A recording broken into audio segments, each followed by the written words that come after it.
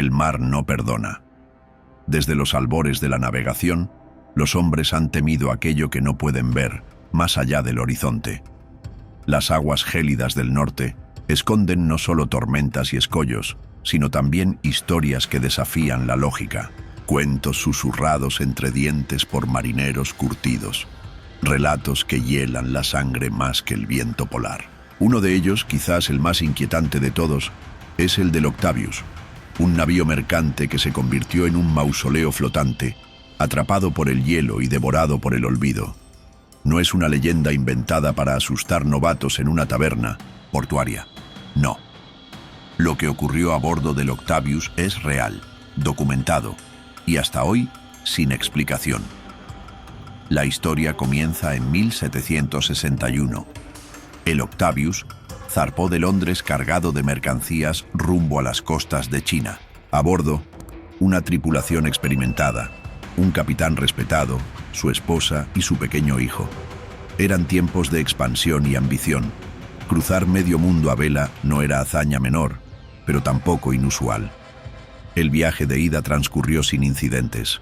China recibió al navío. Se descargaron los bienes, se cargaron otros. La embarcación fue reabastecida, reforzada y lista para el largo regreso a casa. Pero fue entonces cuando el capitán, movido por una mezcla de audacia, orgullo y quizás un deseo insaciable de dejar su nombre en la historia, tomó una decisión que cambiaría todo. En lugar de regresar por el Cabo de Buena Esperanza, decidió intentar algo que ningún barco occidental había logrado: atravesar el Paso del Noroeste, esa ruta helada y traicionera que serpentea entre los islotes y canales del Ártico canadiense. Si lo lograban, reducirían el tiempo de travesía, evitarían las rutas dominadas por piratas y abrirían un camino completamente nuevo entre los océanos Atlántico y Pacífico. Pero el Ártico no perdona errores. Al principio, el viaje parecía prometedor. El viento soplaba a favor, el mar estaba en calma y los hombres, embriagados por la posibilidad de hacer historia, mantenían el ánimo en alto. Se internaron más y más al norte, dejando atrás las aguas templadas del Pacífico. Pero pronto, la temperatura descendió con una rapidez alarmante. El hielo comenzó a formarse alrededor del casco, primero en placas dispersas, luego en masas compactas. El silencio del Ártico era solo interrumpido por los crujidos del hielo creciendo, acechando, cerrándose como un puño alrededor del barco. Y entonces ocurrió. Una helada súbita, brutal, encerró al Octavius en una prisión de hielo. La tripulación trató desesperadamente de liberar el navío. Golpeaban el hielo con hachas, intentaban moverlo con sogas, encendían fogatas en cubierta. Nada funcionó. El hielo los había atrapado y no tenía intención de soltarlos. Pasaron los días, luego las semanas y los meses. El sol desapareció bajo el horizonte y la oscuridad polar se instaló. El frío se volvió insoportable, incluso dentro del casco. Las reservas comenzaron a escasear. El pan se endureció como piedra, el agua se congelaba en los toneles. Los hombres dejaron de hablar. Dormían con las botas puestas, cuchillos al alcance, temerosos de no despertar. Algunos murieron en sus hamacas, otros simplemente desaparecieron en la nieve que cubría el navío.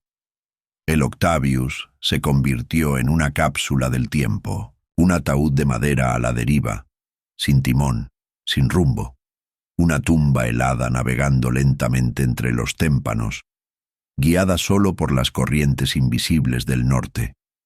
El barco desapareció por completo. Nadie volvió a saber de él. Hasta que, 13 años después, un grito desde el puesto de vigía del ballenero Herald rompió el silencio de un día gris y brumoso frente a las costas de Groenlandia. Y si esta historia ya te atrapó como el hielo al Octavius, ayúdanos a que no se hunda en el olvido. Suscríbete ahora al canal. Así seguimos navegando juntos hacia los secretos del océano. Era el 11 de octubre de 1775. El Herald, un ballenero, curtido en los mares del norte, Buscaba una última presa antes de que el hielo hiciera imposible continuar. El cielo estaba cubierto por nubes pesadas como plomo, y una niebla densa abrazaba el mar con una quietud siniestra. El capitán del Herald, nervioso por la falta de resultados, mantenía los ojos fijos en el horizonte cuando el grito llegó desde lo alto: «¡Barco a la vista!». Pero no era un enemigo ni un compañero. Era algo distinto. A través del velo de niebla emergió una silueta fantasmal. Una goleta de 3 mástiles, herida por el tiempo y el hielo, avanzando lentamente, como si se negara a morir. Las velas estaban hechas jirones, los cabos colgaban como telarañas y el casco, aunque entero, mostraba señales de un viaje largo y despiadado. No había señales de vida.